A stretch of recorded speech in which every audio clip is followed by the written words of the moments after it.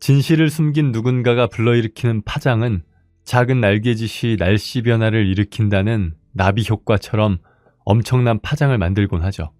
진실을 알고서도 이를 덮은 채로 산다면 그로 인한 후폭풍을 나중에 어떻게 감당하실 건가요?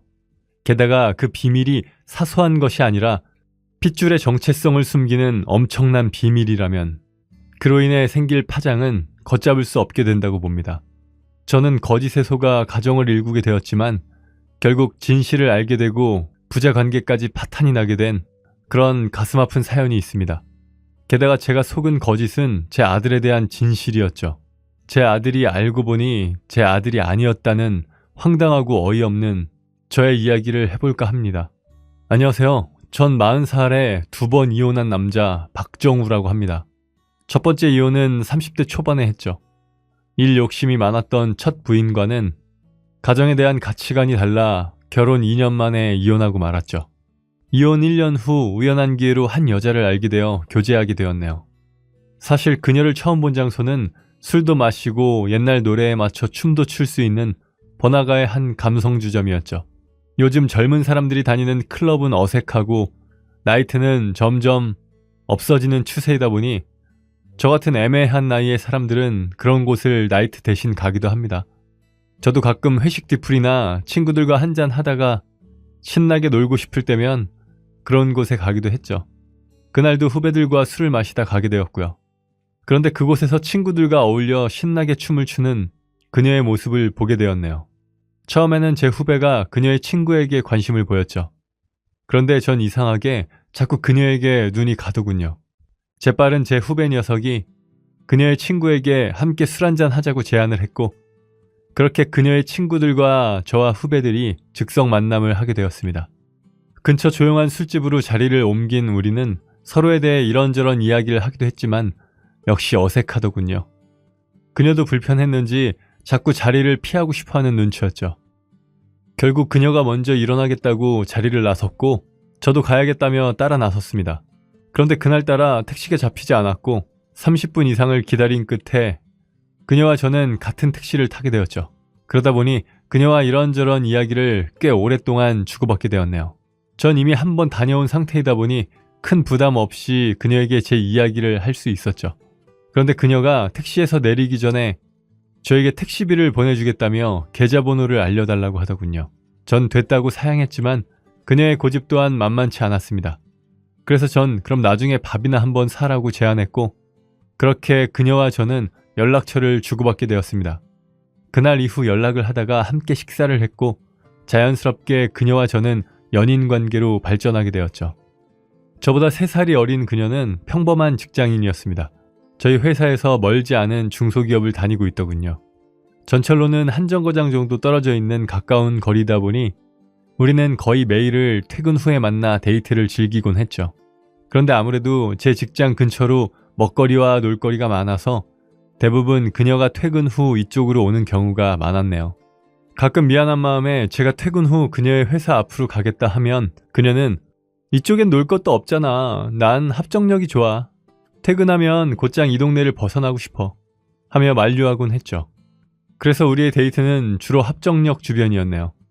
물론 주말에는 다른 지역에 가기도 했고요.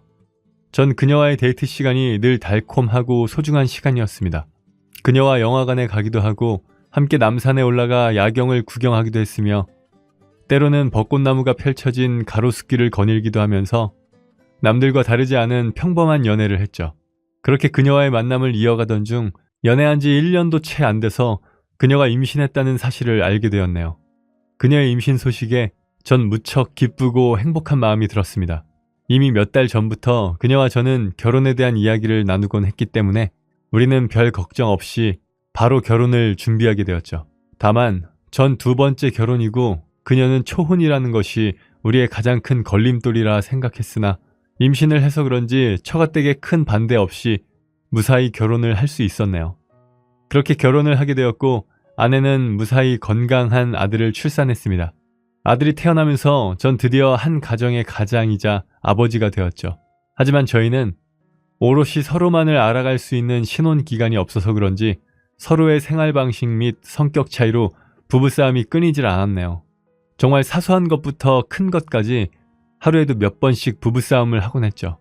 결혼 직후 아내는 직장을 그만두었습니다. 집과 회사의 거리도 꽤 되었고 임신한 상태로 무리하면 안 되니까요. 그런데 아내가 아무리 임신 중이긴 하지만 집안일을 너무 안 하더군요. 퇴근 후 아내가 차려주는 밥상은 즉석밥, 반찬은 저희 어머니께서 만들어주신 밑반찬에 김이 전부였네요. 달걀 후라이라도 하나 올려주면 좋으련만 아내가 밥상을 차릴 때는 불을 쓰는 경우가 거의 없었죠. 밥상에 좀 신경 좀 써달라 하면 아내는 임산부한테 바라는 게 너무 많은 게 아니냐고 쏘아대곤 했습니다. 그리고 아내는 생필품, 식료품 등 모든 것을 배달로 주문했습니다. 몸이 무거우니까요. 문제는 배달 온 것들을 정리하지 않는다는 거였네요. 자신의 몸이 무겁다는 이유로 현관문 앞에 택배를 방치한 채로 제가 퇴근할 때까지 기다렸죠. 당연히 제가 할 수 있습니다. 계속 그렇게 해왔고요. 하지만 식료품은 받아서 빨리 냉장을 해야 하는데 제가 올 때까지 방치를 하다 보니 기껏 주문한 식품을 버리게 되는 경우도 많았죠. 그래서 전 아내에게 식품은 인터넷으로 사지 말고 주말에 저와 함께 마트에 가서 구입하자 했습니다. 아내는 제 제안에 알겠다 했지만 여전히 초특가, 1+1, 기간 한정 이런 단어가 눈에 띄면 바로 주문을 해버리곤 했고 버려져 나가는 음식은 끊이질 않았죠. 결국 이 문제로 제가 아내를 크게 나무랐고 아내는 내 마음대로 그것도 못 사냐고 받아쳤습니다. 한참을 싸우다가 제가 제발 먹지도 못할 것 이런 식으로 사지 말라고 애원을 하는 지경에 이르렀죠. 이후 정도는 줄었지만 계속 그러긴 하더군요. 그리고 우리의 다툼도 끊이지 않았고요. 또한 아내는 제 유일한 취미인 게임을 매우 싫어했습니다. 아내와 결혼하면서 친구들과 만나지도 못하고 술도 못 마시니 제가 집안에서 할 수 있는 유일한 놀이가 게임밖에 없었죠. 그래서 가끔 PC게임을 하곤 했는데 아내와 이것으로 인한 다툼이 잦아지면서 PC게임은 그만두고 휴대폰 게임만 했네요. 그런데 아내는 휴대폰 게임까지도 못하게 하더군요. 하지만 그런 아내 본인은 제가 없는 시간에 이런저런 휴대폰 게임을 했습니다. 저는 아내에게 당신은 내가 없을 때 혼자 편히 쉬지만 난 혼자 있을 수 있는 시간이 없으니 집에서 혼자만의 시간을 조금 달라고 했죠. 그런데 아내는 혼자만의 시간이라는 것을 인정하지 못하더군요. 아내의 논리는 부부가 결혼을 했으면 함께 해야 한다는 것이었습니다. 그래서 전 아무리 부부라도 모든 활동을 함께 할 수는 없는 것이라며 아내를 설득했죠. 하지만 아내는 요지부동이었고 제가 휴대폰만 들면 싸우게 되는 지경에 이르렀습니다. 그리고 아내는 실제로 청소와 빨래는 전혀 하지 않았기 때문에 거의 대부분 제가 청소와 빨래를 하게 되었죠. 그런데 여기에서도 다툼이 잦았습니다. 청소와 빨래, 제가 할 수 있습니다. 하지만 아내는 제가 하는 방법에 대해서 끊임없이 잔소리를 했죠. 양말을 널 때는 하나하나 짝을 맞춰서 널어야 한다. 청소를 할 때는 바닥에 있는 물건을 모두 올려두고 하는 거다. 등 빨래는 어떻게 널어야 하고 청소는 어떻게 해야 한다는 훈수가 끊이지 않았습니다. 제가 제 방법으로 하겠다 하면 결과물에 대한 트집을 잡으며 제 방법은 틀렸다고 잔소리를 하더군요. 제가 짜증을 내면서 그럼 당신이 직접 하던가 라고 말하면 내가 제대로 된 방법을 알려주는 건데 왜 그걸 받아들이질 못해? 라며 저만 이상한 놈으로 만들어버리곤 했죠. 결혼 후 이런 식의 문제들로 다툼이 끊이지 않았습니다. 게다가 아이를 낳고 난 뒤에는 저희 어머니까지 트집을 잡더군요. 손주가 생긴 저희 어머니가 정말 기뻐하셨고 조리원에서 나온 후 저희 집을 오가며 살림을 해주셨죠. 시어머니가 자주 오면 아내가 불편할 것 같아 오시지 못하게 했더니 되려 아내가 어머니 요즘은 왜 안 오시냐고 저에게 묻더군요. 그래서 시어머니 와 있는 거 며느리는 싫다길래 오시지 말라고 했지 라고 대답했더니 자신은 어머니가 와 계시는 게 더 좋다 했죠. 그런 아내에게 고마운 마음이 들었고 다시 어머니께 자주 오시라고 말씀드렸네요. 그런데 알고 보니 어머니가 오시면 살림부터 육아까지 모든 것을 다 해주고 계셨고 아내는 어머니가 오시면 정말 손가락 까딱도 하지 않고 있었더군요. 기분이 좀 상하긴 했지만 당시 아내는 산모였고 어머니 당신도 좋아서 하는 거라고 하시니 그냥 그렇게 넘겼습니다. 하지만 이내 아내는 저희 어머니가 손주를 보는 육아 방식에 대해 불만을 표출하기 시작했죠.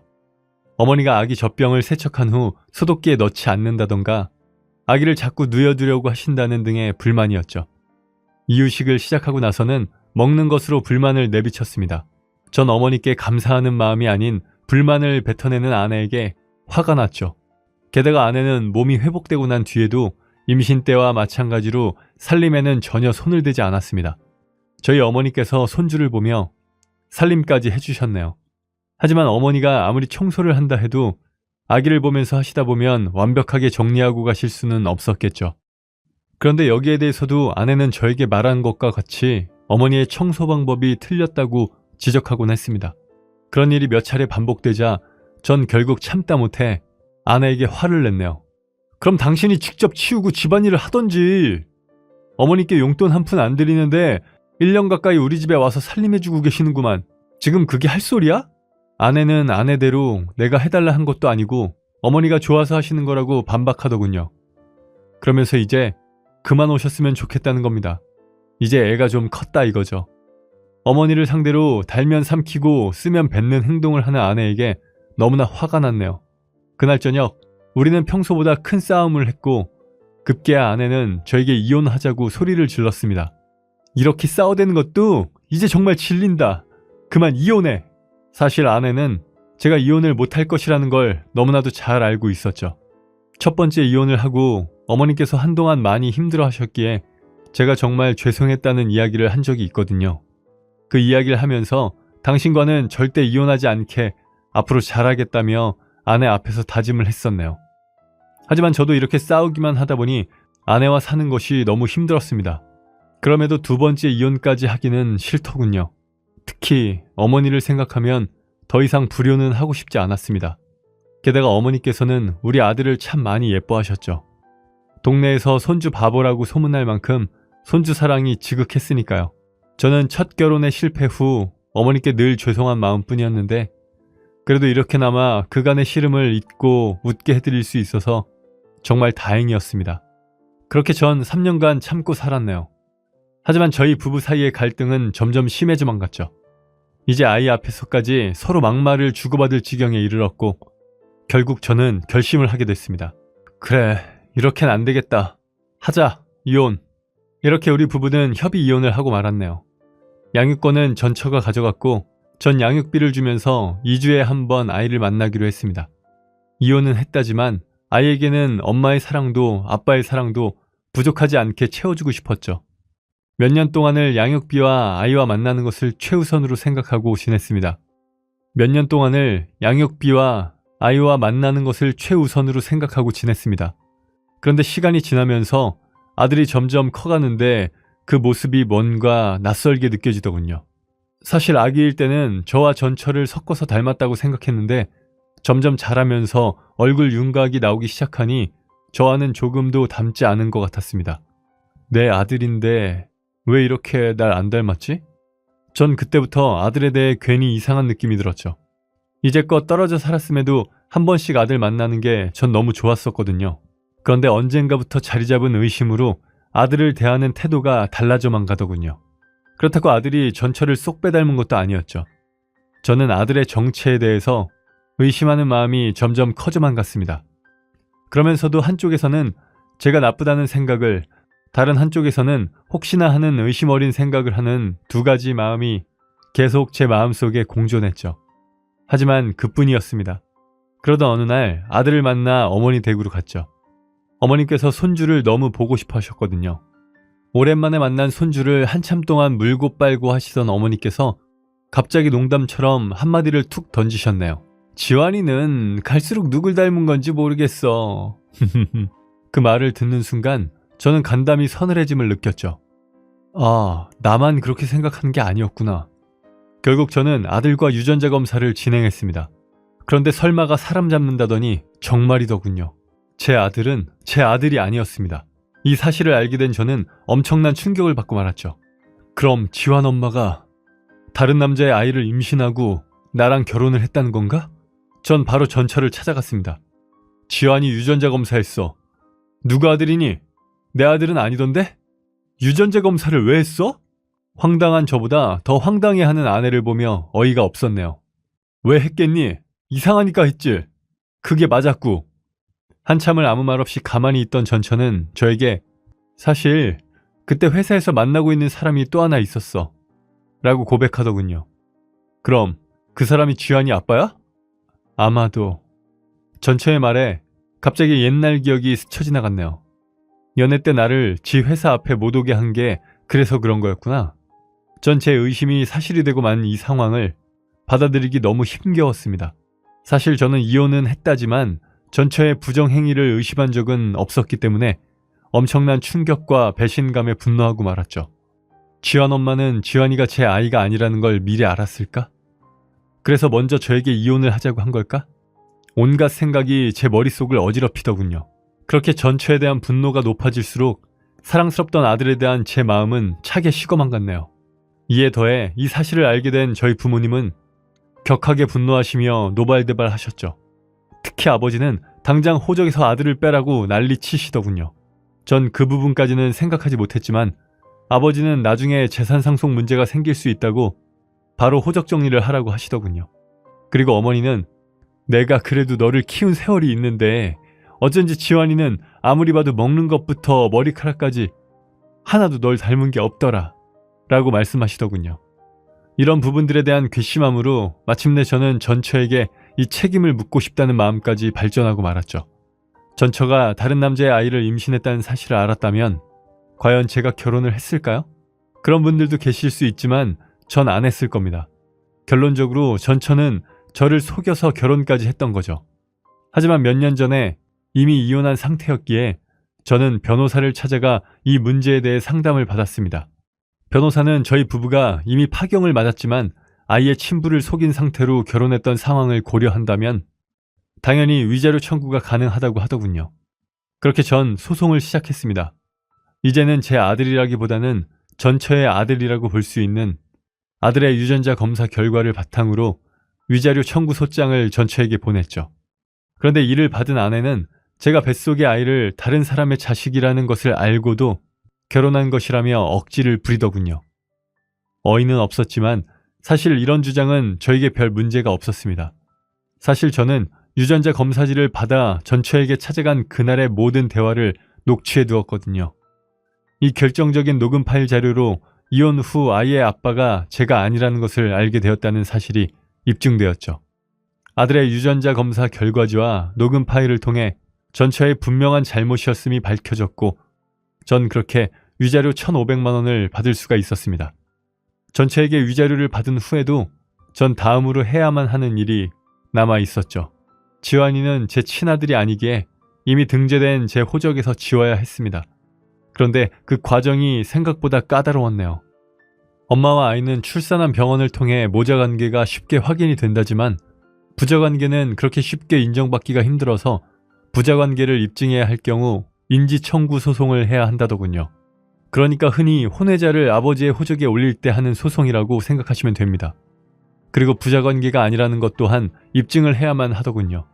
전 유전자 검사 결과 및 전처에 승소한 위자료 청구 소송의 판결문을 바탕으로 아들이 친생자가 아님을 입증할 수 있었죠.